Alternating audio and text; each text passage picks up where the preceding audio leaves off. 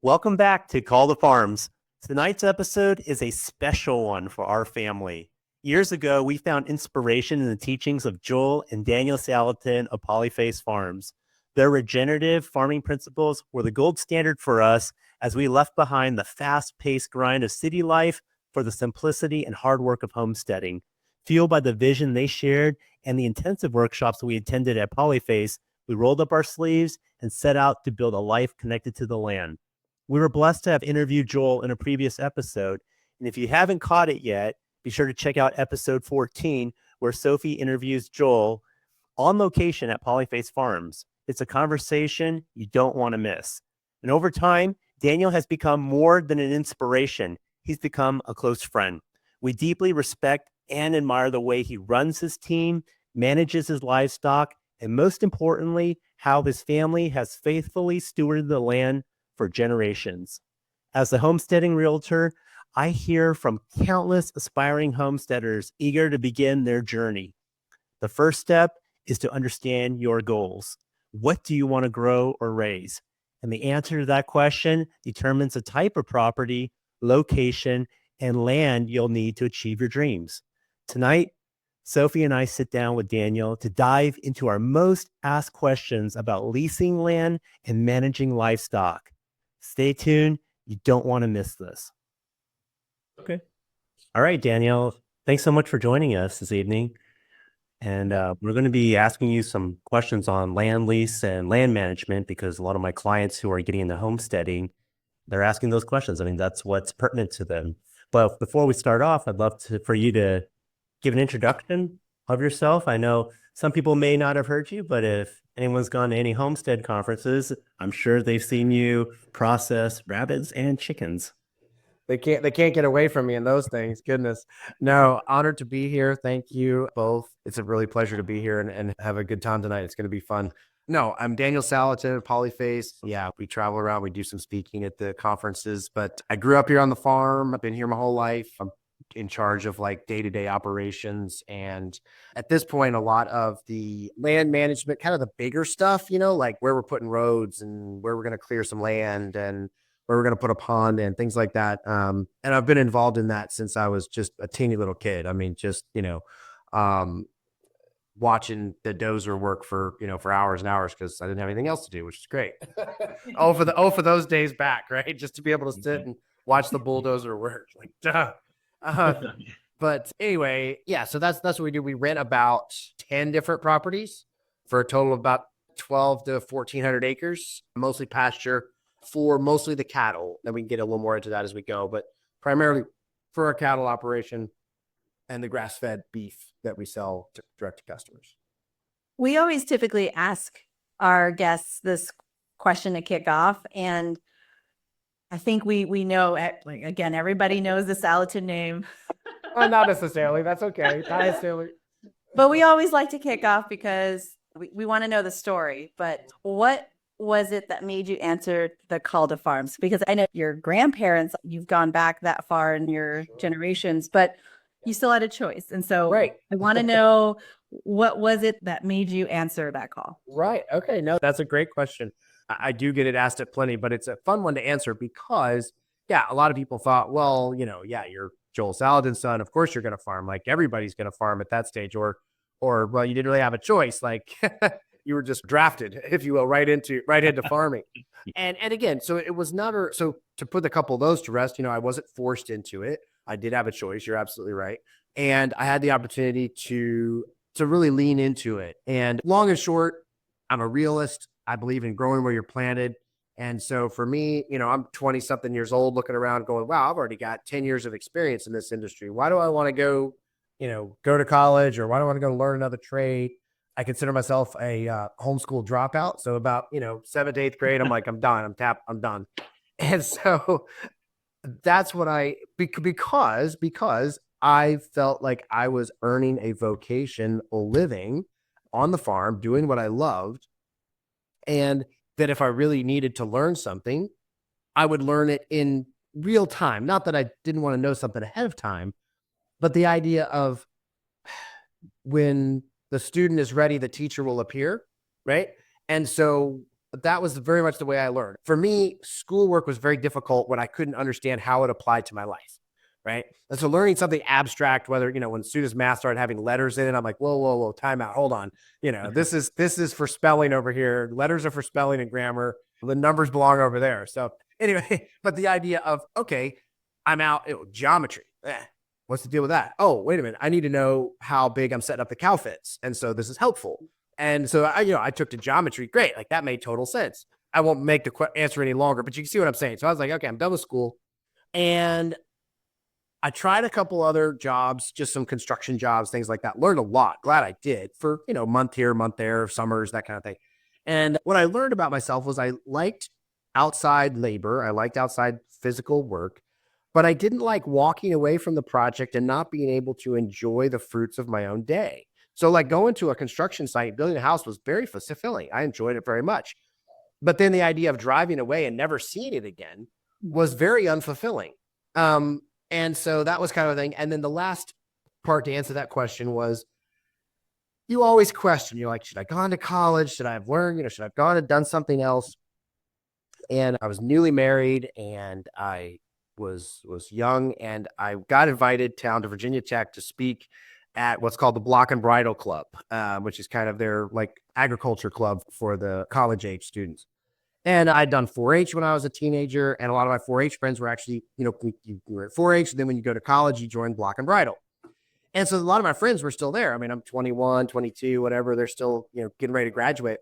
And so I'm there, and I'm brought in as a speaker. And so I'm talking, and I'm meeting some of my friends afterwards, and we're talking, and we're, reliving the good old days, if you will, which is like, last Wednesday. And and they're talking about graduating and going, oh, we got to get into the real world. We don't know what we're doing next and all this. And I drove home from that thinking, wow, I already know what I'm doing. And I have no questions anymore. I am 100% locked in. So that's a long roundabout answer to it, but that's the true story. I think you answered it, though. I think that's the definition of a homeschool success story, not a homeschool dropout. It's to be able to identify what you're passionate about, what you're really good at, and what the world needs, and then get there and do it as soon as you can. And you talked about like, oh, geometry was not applicable, but you could figure out the fencing for the cattle. And that, again, is all about applied learning. And when I talked to your dad about it, one of our earlier episodes, he talked about that story about how you loved and you thrived in that environment. So it's cool to hear it from your perspective. Yeah, that's a homeschooling success story, actually, because we're doing it with our girls because we want to make sure that we give them options and to figure out what their God-given talents are. And clearly you found yours. And so that's what it is, not to get plugged into a system.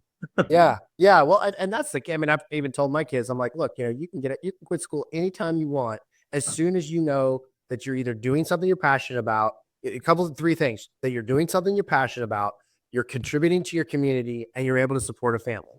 This is my boys, of course, starting right there, and my daughter as well, to a certain extent.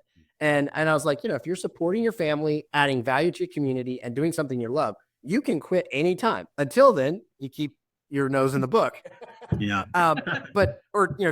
Keep completing it. But yeah, I am super blessed. If somebody said, what's probably been the biggest thing that you've appreciated, for me, it certainly has been the God gift of really knowing what I was passionate about and what I was supposed to do, at an early age. And I'm very blessed to that, because I know there's a lot of people who are my age still and are still trying to figure it out. So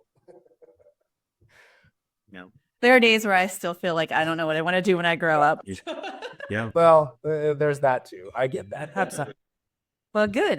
One of the things that we wanted to talk to you, I know that we have had many conversations on the side of these conferences where we've chatted and talked to you about kind of the mentorship around like land leasing, because we do have a land that we are leasing out to our local farmers. And so with some of our best friends that we now hang out with, they're actually leasing land, and we have these conversations all the time, and we're like, let's talk to Daniel about it and ask some of these questions. And plus, I have clients too that they can't afford all the land that they would like to have, but would like to work their way up to it. So this may be a really good option for them.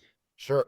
We also work with investors who maybe have an interest in the future for farming, but for the time being, they know that there's a need, and they're so busy with their work that They want to just buy the land and find farmers to lease the land and manage it for them. So we figured this would be a great topic to talk about, aside from your normal poultry, and we can talk about that too as well. But this is a topic that we're passionate about. Sure. I mean, Yeah, and especially your line of work, of course. Absolutely. what are the best strategies for finding a land lease, especially for someone that's just starting out?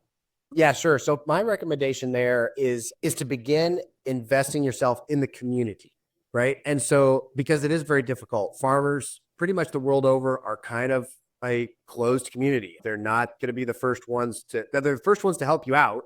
You know, if you drive by and your car's in the ditch, they're going to help you out. But they might be the last people to like accept you into their community. They're very guarded from that perspective. And, you know, and so, you know, I don't condemn that at all. I mean, I'm even that way sometimes. You know, it's like, hey, confounded Californians moving in here, causing us trouble. You know, where do these people come from? I was going to say, by that definition alone, Daniel, I'm like, I guess we're farmers then. But so what I suggest is, and you might not know exactly what you want, especially if you're new to this, right? And so begin embedding yourself into a community and see what you like, meaning you may start getting involved in a community and go, you know what, this really isn't where I want to be.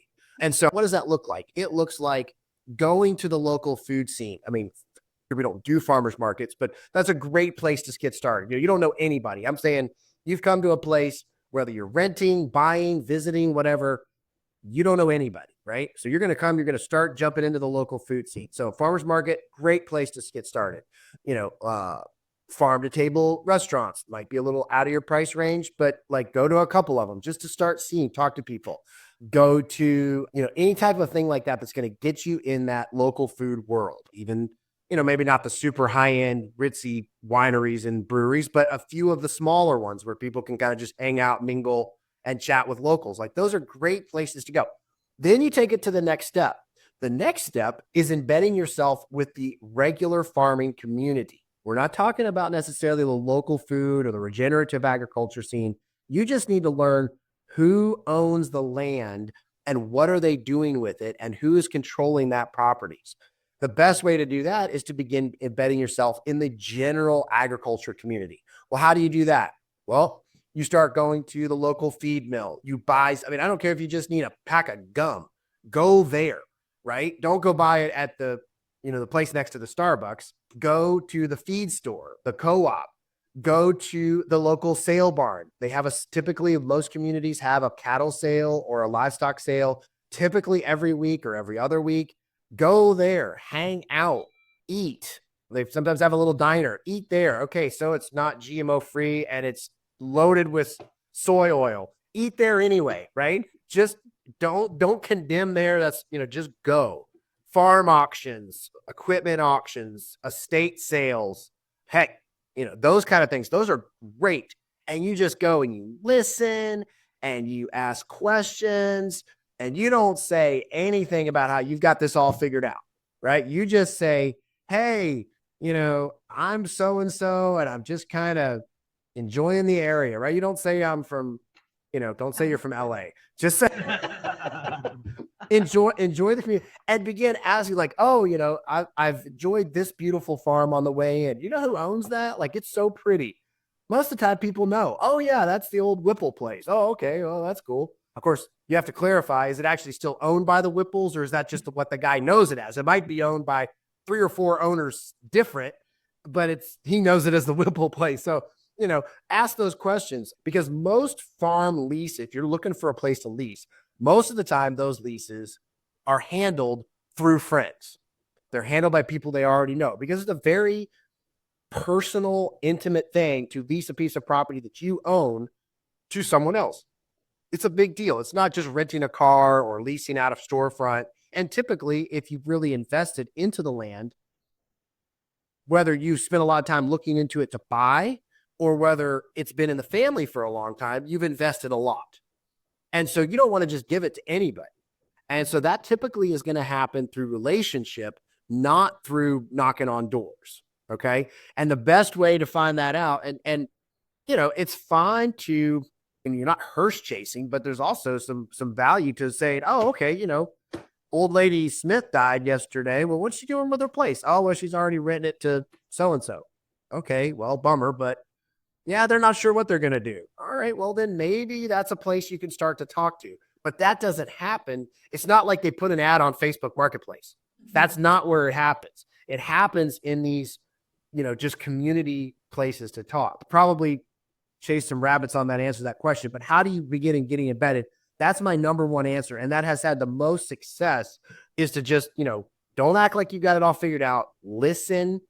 And it's amazing farmers love to talk.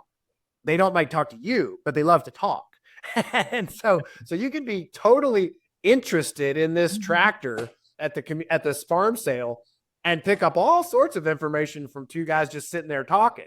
And that's valuable intel. And this sounds all very sinister when you say it this way. But again, it's about building a relationship and learning about what they are.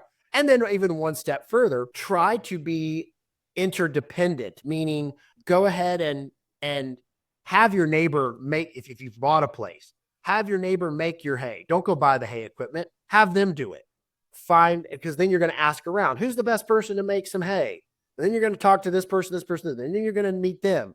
And then you're going to say, hey, if I wanted to sell this hay, who would I talk to next? Oh, I talked to this guy. Right? Maybe you want to build some fence, right? Oh, I could build the fence myself. Well, you could, or you could hire a fence builder for just a small piece, not the whole farm, just a small piece. Okay, now you've talked to the fence builder guy, and you've talked to a bunch of other people about who is the best fence guy, right? And so you begin building this, what they call outer team. Grant Estrada talks a lot about that, building an outer team who is your support system. And through that, you're creating this network of people. So I can tell you got a question. Oh, no, I was just wanting to relate to that because as real estate agents, we have the same conversations for who's the best plumber, general contractor, the electrician. But I'm loving all the advice that you just said because it's true. Like when we first moved here to town, I would just sit in the coffee shops and just work and listen and hear the many things and then join in like, oh, that's interesting. I'm sorry. I just overheard this. Oh, a lot of land for sale. I'm just kidding. Well, yeah.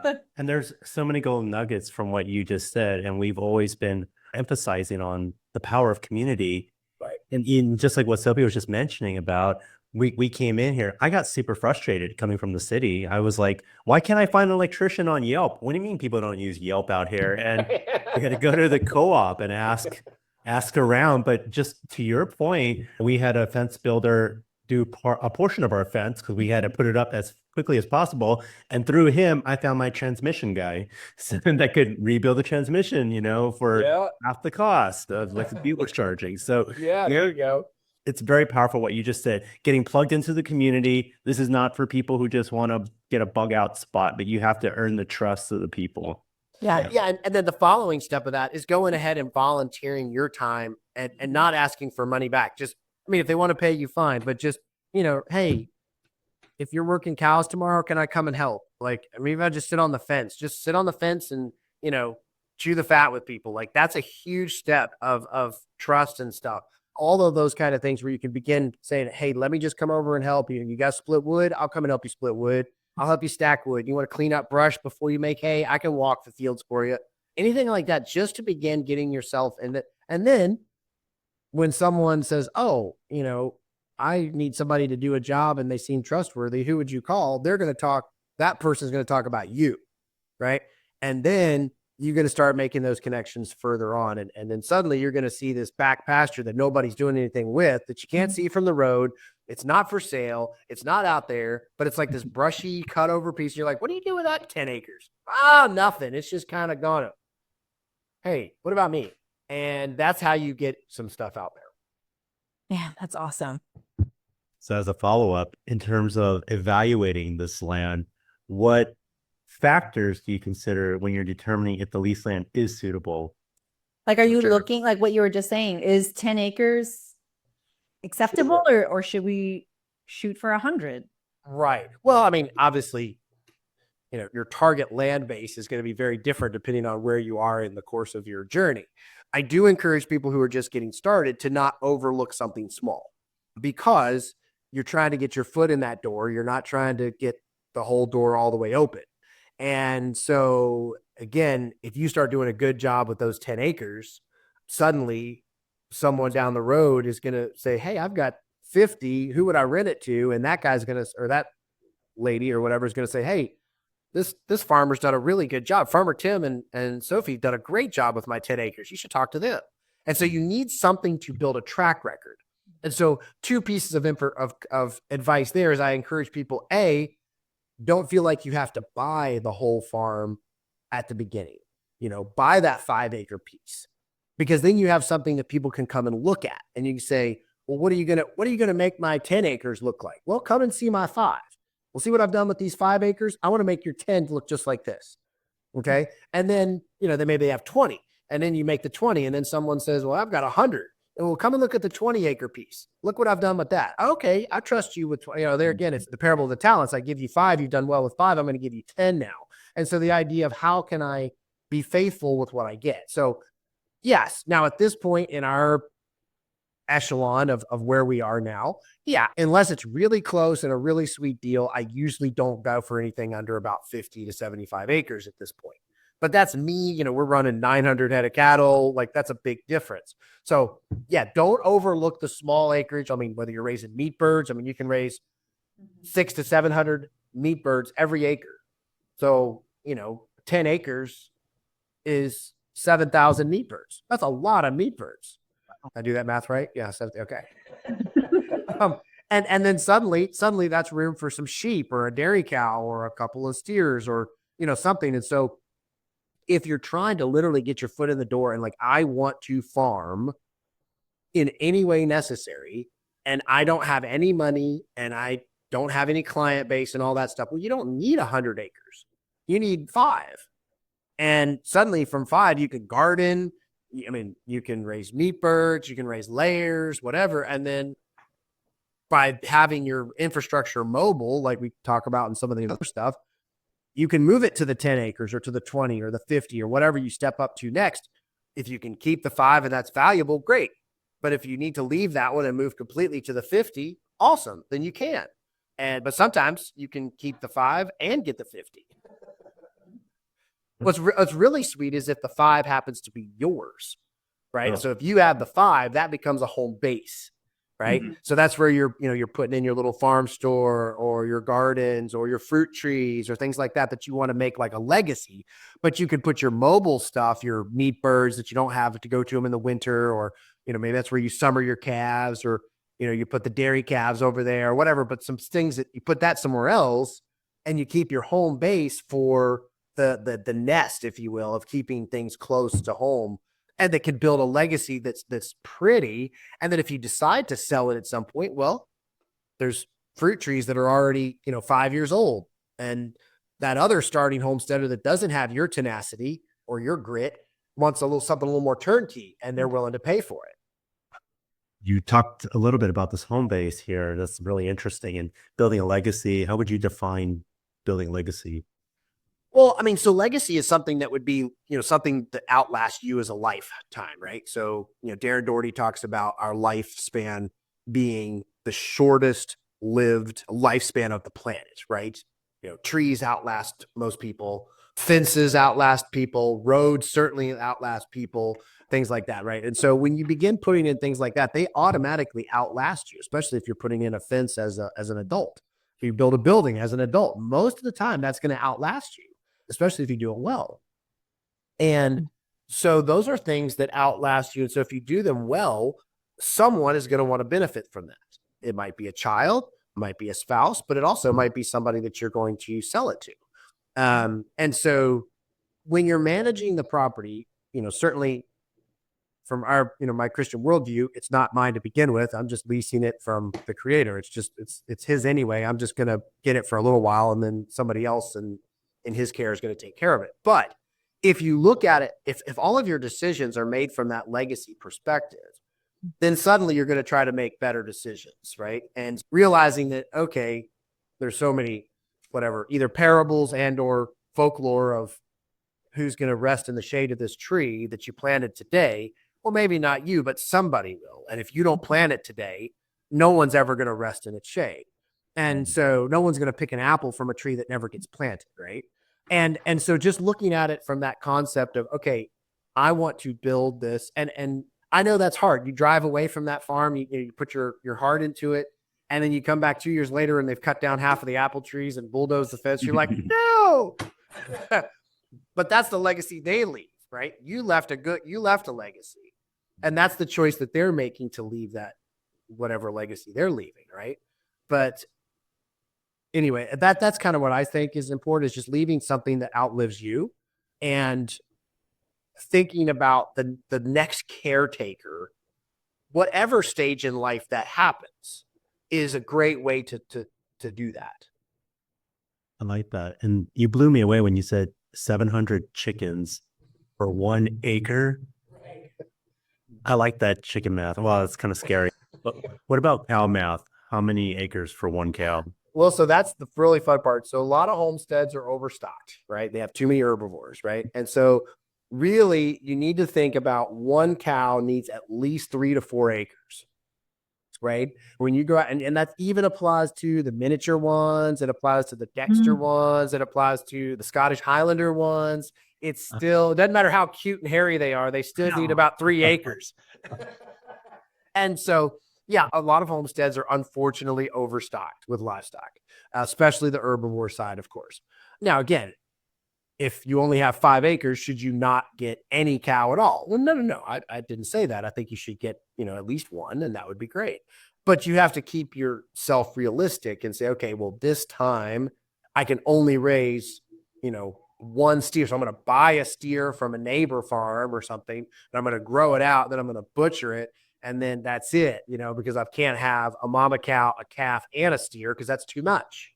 And the other thing is to drop your sizing. So you can have maybe 1 steer, or you could have like 4 to 6 sheep and their babies, right? And so you could have like 15 or maybe even 20 total head sheep throughout the whole situation, and they would be fine on 4 or 5 acres, right? And so it feels like you have more, even though at the end of the day, if you butcher whatever 10 lambs, it's going to take you to butcher 10 lambs to get the same amount of meat as you would get out of 1 steer. But it makes you feel like you've got more animals, and you're able to grow them and build them and multiply them, which, there's mental excitement in that. Yeah. Also, better success rates. Well, yeah, I mean, that's true. You spread your risk. I mean, if that steer dies, you have nothing. If Right. the lamb dies, you still have plenty. So there's definitely a risk management factor there that's important to think about, for sure. Okay, I'm glad that you talked a little bit about adding sheep as well. So what are you looking for? If you want to add other livestock with cattle, like sheep or goats, so that you can have the multi-species and multi-feces going on, what are you looking for when you're mixing species together? Sure. Well, you're pretty much a cow and sheep situation if you want to keep things simple. When you go to goats, it changes your fencing apparatus by about 100. So I'm not a big goat fan for that very reason. Again, when you're getting into homesteading, goat, the fencing for goats is extremely expensive. So typically a goat is sheep. Pigs get complicated because they're going to make a mess out of just about anything. And if you're trying to maintain your grass, you don't have a lot of grass, pigs don't really help that. I would rather keep your pigs contained in, future garden spots or future building spots or future orchard spots than to let them have free range of things and be able to tear up whatever. So that's what I would work with. So in terms of like what we're planning for and preparing for this week and next week with all of the winter management, let's say you do have your animals on the lease land. Do they stay there, or do you bring them back to the home base, or what's the best way to manage it, especially during cold weather, potentially snow, and lack of hay? Well, that's exactly the reason to have a home base if possible. For example, we don't put chickens on any leased property where we don't have either a house or a manager very, very close. When you're in the herbivore setting, herbivores, they kind of take a once a day check. You can swing by there on your way home from work and you can look at them or whatever, and they're okay. They can even go a couple of days if you need to. Poultry, on the other hand, have to be checked at least once a day and sometimes twice a day, depending on what you've got going on. So, yeah, we don't put poultry on something that we're not living on or very, very close. I'm saying like a 5-minute drive. Yeah. Is about as far as you'd want to go. And even that's pushing it. So most of the places We have poultry on 3 different farms in Polyface. 2 of those farms have somebody living on the property, and the other farm, the person lives about probably about 5 minutes away, and the farm is literally on their way to the home farm, which they work at during the day. So they come from their house to the place, do the chicken chores, come on to Polyface, work their regular day, or, obviously a shorter day, but their day, leave from Polyface, going away and check it on the way back, and they go home. So it's probably a quarter mile off their regular route to and from work. So then with the cattle where they're in low, Sure. how often do you have to check in on them? So if it's this cold, we will do a morning and evening check to make sure they've got water, and make sure the water is broken or, is good and is working, functional. They got water to drink. You can get away with a lot if it's snowing. If the snow's on the ground, they will eat a lot of snow, and you can get away with a lot less water. And so that's a way to kind of cheat. So if you get some snow, you're good to go. Oh. But it's not, will they drink water? Yes. Do they like water better? Yes. But can they get enough moisture from the snow if they really need to? Absolutely. And so that helps a little bit. But in our area, it usually doesn't get cold and have snow. It's usually just cold. Oh, okay. So I think you guys are warmer than we are because they get quite a bit of snow and it gets frigid. Yeah, and that's true. That's true. It does some, but generally when it's really cold, like to the point where your water is having a real problem staying thawed, if it's down in the teens and single digits, usually it's very clear because that's the only way it's that cold. And so you don't have precipitation, as opposed to, say, the lake effect where it's really cold and you still get snow, Buffalo, New York, and Michigan, things like that. So what are we doing specifically? So for your people out there that are listening and watching, if you cannot, this is the time of year, especially when it's really cold, to allow them to walk back to a waterer. Instead of moving the water with them all the time, let the animals have access back to a barn where the water tank is sitting inside the barn. Or let them have back to live water, to a creek where you're putting up a little fence where they can have access to the edge of the creek or to the access and edge of a pond, right? They're not going to just tromp out through the middle of the pond because it's frozen over, right? It's just going to have that little small space. So they're just going to walk in. They're not going to hurt the bank because it's frozen. They're going to make a little bit of mud right there at the water's edge, but basically nothing. So this is the time when you do make exceptions to those rules of portable water, have the water right where the animals are, don't make them walk. But if the grass isn't growing and they're not making mud, they can walk as far as you need them to. A cow can walk multiple miles in a day if necessary. And I don't think any of the land leases or rentals that we're talking about today are going to make their cows walk a mile back to water. So this is the opportunity to use that live water or permanent water and have the animals walk back and forth to it and save yourself the stress and the angst of frozen pipes and blah, blah, blah. That's a pain. Yeah, that's probably one of the worst things when I think about bracing for winter is figuring out the water situation for the cattle, the livestock. Yeah. And trying to get rid of as many of the omnivores as possible. Be seasonal. So you've got to have your breeding stocks. I know if you've got layers and stuff like that, you got to have layers, but certainly the meat birds are all gone. Get rid of those, of course. If you can go ahead and have your pigs slaughtered or pigs processed, that's a great option. Get rid of the pigs. So you should just have a few layers and maybe a cow or two, and that's it. Yep. Okay. That's great. Downsize. That's exactly what we're doing. I had just talked to Tim. We've got a cow and 2 sheep that we're gonna send off next week. Okay. There you go. Perfect. It's going to be frigid. Yeah. It's just we're getting a little bit smarter every year. There you go. I do want to go back to how you structure your lease agreements. Right. That's something that I think I spent some time with you and Joel to just what is the best way to structure these agreements, because you want to make sure that you're helping everybody out, but that you're not also in the hole too. Right. And before you answer that one too, I want to also tag on. You mentioned that these deals are done almost, through relationships. So are they verbal, or is it something where you need to have it written up? Sure. No, I definitely encourage a written lease. It's definitely good to put something down on paper because then everybody's hopefully on the same page. And not always, but at least it's a good start. You put your best foot forward. Most of our leases are no more than a couple of pages, 1 to 2 pages. They don't need to be extremely thought out. So, What are you agreeing on in there? Like, what are the important? right. Sure. The important steps is certainly length of lease. That's huge. Number of years. And what's typical? Like, should we be shooting for 1, 2, 5, 10? So typically, if you've not had any experience with this at all, you might only get a 1-year lease. And again, don't overlook that and go, yeah, I ain't even looking at a 5-year lease. No, your first car should not be a Rolls Royce. Like it's like the little Honda Accord is fine. Even something word like a hoopty is okay. Like it's yeah. Don't overlook that. Prove yourself well in the year 1, and a lot of times you get extended. So length of time, 5 years is best. 10 years is a long time, man. What happened? I mean, think about 10 years ago. What did 10 years ago look like? Wow. So and sometimes that's not good for you. Like as the leasee, as you're leasing the property, you don't necessarily want a long. I mean, what if prices go down? Like, what if cattle prices go down and then you don't want to pay as much? So like, as much as you like, oh, I want to lock this in for a long time because most things do go up, and that is true.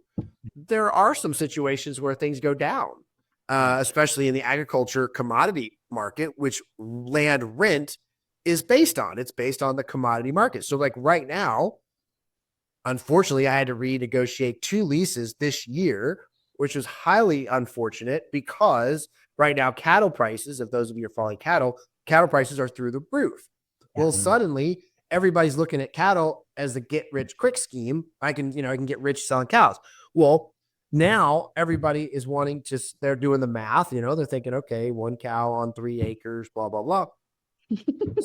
Suddenly what happened, what people would rent, well, the value opportunity of an acre of grass and what people could pay for it used to be in that like $25 to $50 an acre range per year. When the cattle prices have doubled, the land leases and people's offers for land leases have now almost doubled. So now we're looking at paying, 60, 80, one person wanted 100. We're like, okay, let's be realistic here. But there are people who are asking for that because, and this is our area, of course, because of the high cattle prices, right? So in this particular case, we actually were not pushing for long leases. We were pushing for kind of shorter, like a 3-year or maybe a 4-year lease, because we believe the cattle prices will go down in the next 3 years. And those numbers will come back to reality and back into that 45 to 55 range. And so anyway, that's a long answer to that question. But so back to the real question. Typically 5 years if possible. The amount of course, paid per acre. How much am I paying you? Of course, when is it due? Is it monthly? We try to go to annual if possible, or not more than twice a year if possible. That's twice a year leases is really nice because you are prepaid. So you're paying ahead for the lease. So you don't pay at the end of the month, you pay at the beginning of the month. Okay. And so if you're wanting the land for the calendar year of 2025, you would pay your first payment December 31 of 2024, and then your second payment of say May 31st or June 1st of 2025. And that takes you through the calendar year of 2025. The next one would be what is going to happen to the property. Does the landowner not want any pigs on the property? Let's just, some people have aversions to pigs, right? Okay. So, you might be rented out. You're like, man, I'm going to be able to run chickens and turkeys and pigs and cows. And the landowner's like, oh, no. I just want cows. And that may be a deal breaker. But again, it might not be. But you need to have that spelled out. The other thing is then typically how to separate, right? That's the other big thing. It's easy to get into marriage. It's harder to get out, right? So making sure you know how to get out of this relationship if for some reason everybody doesn't love each other as much as they did on signing day, right? So one of the key things we do there is we have a year termination clause, right? Sounds like a really long time for people who rent stuff out. But think about it. You're farming. You're planning years in advance. And so to be able, a 90-day termination penalty clause does not work. So you really want to push for that 1 year in writing termination agreement. So either party can do it. So let's just say you get a 5-year lease. At year 4, you're going to be discussing what is going to happen in a year. And if neither party, if the owner does not tell you you're out, it automatically means that you're in because you have at least, you always, after that, when you're within 1 year of the end of the lease, you automatically have it for another year from that day, right? So let's just say, the lease is up on December 31st of 2025. Okay. Well, here we are, January 2nd. Well, when this airs, we be mid-January. If that's the case, then, and the landowner has not told me to get lost yet, and we have not had a chance to talk, or let's just say we've maybe exchanged an email, but we haven't been able to talk. Well, that means we still have it until January 15th of 2026 because they have not given us written termination. Okay. And that gives you the opportunity to plan. That means if you made some hay, and so think about it, a 90-day doesn't work. Let's say you made some hay in June and you're planning to feed it in December and January. Well, that's a long way past 90 days. If they were to say terminate you in June, you're like, well, now what do? I got to move all my hay and do all that's crazy. So that 1 year termination is really, really critical. And you can sweeten the pot however you need to do to get that, whether it's, a little bit more lease money, whether there's other ways. But the point is, you really, really want to get that. Let's see. Those are really the biggest ones that really bother me. The other one, of course, is who's paying for what. If there's any improvements that need to happen to the property, who's going to pay for it? So if you're going to build some fence, who pays? Very commonly, the landowner is responsible for providing a water source for the livestock. So a well, a pond, a stream, something they have to provide.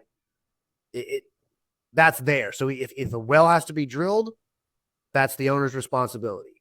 And again, they're not just going to drill one for 5 acres to lease to somebody for $300. But if they had a house on the property, and they have to be willing to let you use their well for those 5 acres. And of course, there's lots of ways to make that work. I mean, you can put a water meter on it and you can pay by the gallon just like you do out of the city. I mean, that's easy. Those things are not very expensive. And you can pay them back for the water you use out of their well very, very simply, if that's something that you want to do. The other thing is you've got to build fence. The other thing is the landowner typically pays for boundary fencing, so perimeter fencing. There again, if they have no desire to have any animals on it, that's not important to them, then they're not going to be as interested into building perimeter fencing. And so it's going to be hard to get them to come to the table and offer that. So you're going to be looking at temporary fencing, which means you may not want to run cattle there. You may just want to run sheep and like the netting where you can put it on, take it off. You may not want to run sheep at all. You just want to run chickens. So you don't have to put up any fencing whatsoever. And they're just in the little shelters. And then you can take the shelters away and there's no fencing. So just because the land doesn't have fence and the landowner doesn't want to pay for fence doesn't mean you have to build fence. It just changes what the land's able to do for you. Right? Oh, geez. What else? The last thing I guess we have is that we will not get into is just a non-litigation clause. Just, nobody can sue anybody for any reason. That's pretty big. And so anybody we're going to get in business with is not willing to sign that, we don't want to get in business with them. And just because we're not interested in ever ending up in a lawsuit with anybody. Mm-hmm. Yeah, I love those are some good pieces of advice. Thank you. And you can get lost in the weeds with a lot of other stuff, but those are the big ones. And a lot of the other stuff kind of works itself out. And a lot of that is about the relationship. And so just thinking about, your world is realty, and investing in real estate and things like that. And so you can very quickly do the math at how even $100 an acre lease is way better than a mortgage. Right. And so that's what I tell myself all the time. When a landowner wants something, you're like, so-and-so wants this little thing taken care of again. It's better than a mortgage. It's better than a mortgage. It's still better than a mortgage. And that's really important to remember. So, buying a load of gravel for the driveway, it's better than a mortgage. Put a little fence up. It's better than a mortgage. Helping them fix their little fence that blew down in a storm. It's cheaper than a mortgage. Like there's a lot of things you can do that are way, way cheaper than a mortgage.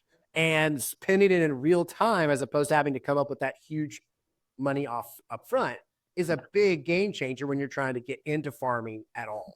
No, there's a lot of truth to that. So we thank you for that perspective. What would be that threshold for amount of acreage before you need to hire out and have someone either living on that lease land or someone taking care of that lease land for you? You're talking about if I was a business owner and if I'm the farmer as a business owner and I want someone to be on it, or if I'm the landowner and I want someone to just be on it and take care of it. I'm sorry. So you're the farmer, you want to lease land. Is there a certain threshold where you're like, you know what, I can only visit so many different spots in a day, or you might rotate? I'm rotationally, checking up on property. Yeah. But, is there a certain threshold? Is there a certain distance that you're looking Sure. for? For us, we try to be, for us, what's worked is not more than 30 minutes from the farm. That's kind of a threshold for us. The other thought would be is if anytime we have an opportunity to move into chickens, then it needs that caretaker. Cows, we have a cow herdsman herds lady. Actually, we have both. We have a lady and a guy who take care of the herds and different herds. And they go and just check on cattle for not all of their day, but part of their day.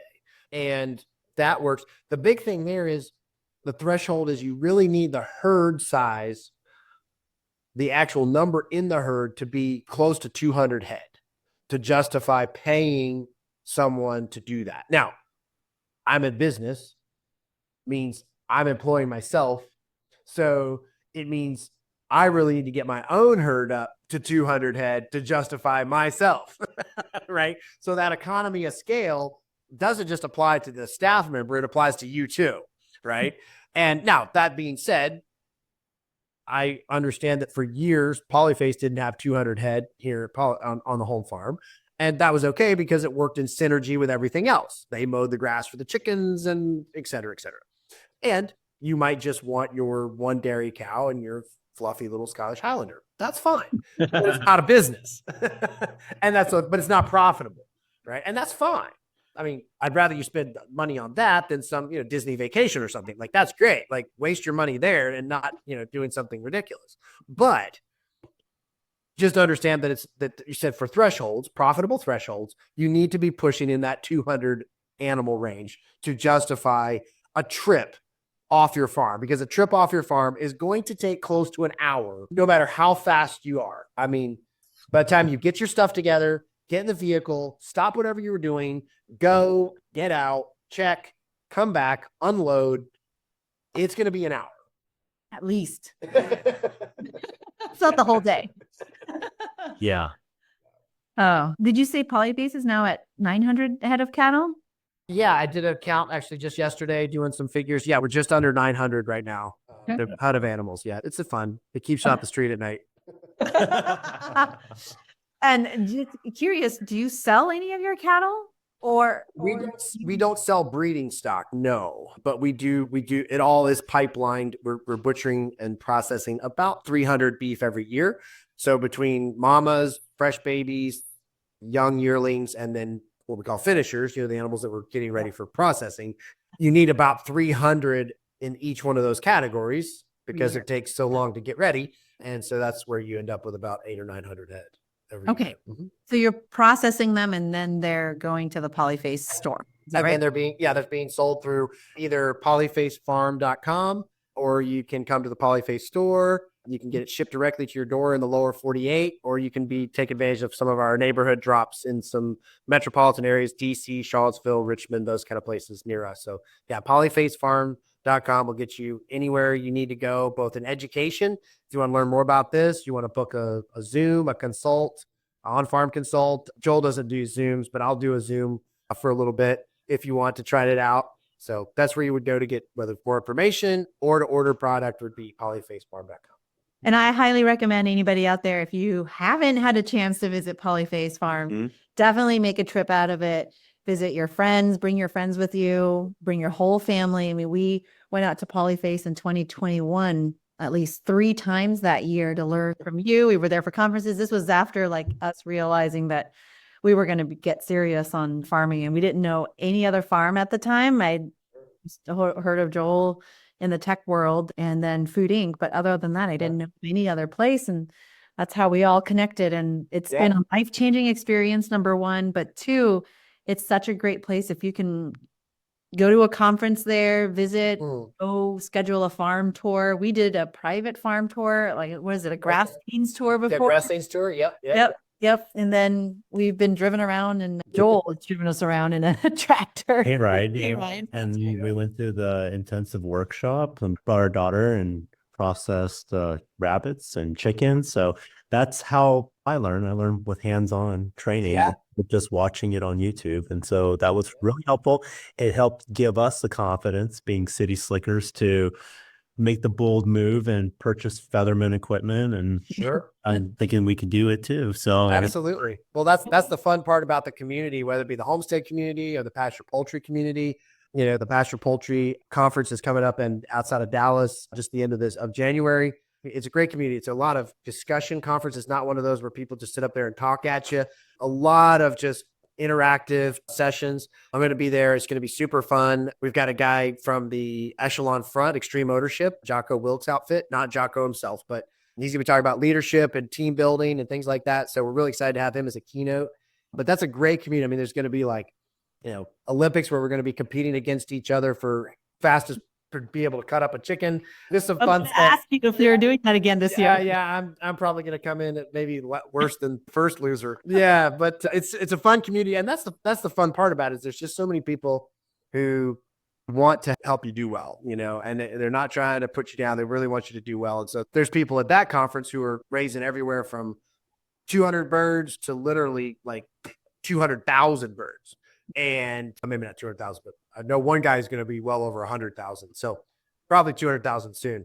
And they're happy to help. You know, they want you to do well. They want to see you succeed. And that's a cool place to be as part of this. And so whether we get to talk more about leasing, there's other things to talk about for sure. But, you know, maybe we can talk again. And those are some cool communities to jump into. Absolutely. Yeah, we really appreciate your time and honored to call you our friend. So thank you so much. Yeah, Same here, y'all. for hopping on, Daniel. We hope to see you soon. Absolutely. Looking forward to it. Definitely see you at the Modern Homesteading Conference in June. That's what. Yeah. You got to throw in that. Your boss will get you in trouble if you don't throw that in there. I've been wearing the sweatshirt. Shameless plug for Melissa's Homesteading Festival. One of our favorite conferences, and it's in Coeur d'Alene, Idaho. And we were all there last year. We had a ton of fun. But if we don't see you at Polyface before then, we'll see you in Idaho. Sure. Absolutely. Blessings, everyone. Appreciate your time and Godspeed to you and what you're trying to do in your homesteads. Thank you, you too, Daniel, and Happy New Year to everybody out there. Yep. Thanks, Daniel.